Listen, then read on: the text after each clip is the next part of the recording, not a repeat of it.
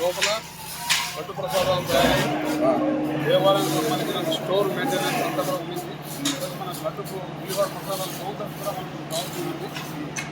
దాని నిమిత్తమే చాలా శరవేగంగా కూడా ఈ పనులు చేయడానికి దేవస్థాన కార్యనిర్వహణాధికారి ఉప కమిషనర్ శ్రీ మేడేపల్లి విజయరాజు గారు ఎంతోమంది దాతలతో మాట్లాడి, ఎందుకంటే దేవస్థాన అభివృద్ధి అనేది కేవలం మనం కూడబట్టి 25 ఏళ్ళైనా ఏం నోచుకోకుండా ఉన్న సమయంలో వారు ప్రత్యేక శ్రద్ధ తీసుకొని దాతలతో మాట్లాడి ఇంకా ఎన్నో వివిధ నిర్మాణ పనుల్లో భాగంగానే ఇది ఒక కార్యక్రమం చేపడుతున్నాం. ఇది కూడా రేపు 28వ తేదీకంతా ప్రారంభమవుతుంది.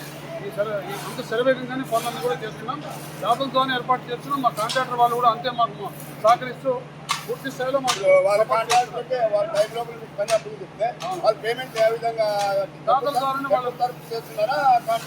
లేదంటే కొన్ని మైనర్ వర్క్లన్నీ దేవస్థానం జరిగినప్పటికీ మేజర్గా కూడా దాతల ద్వారానే కాంట్రాక్టులు దాతల ద్వారా జరుగుతున్నాయి.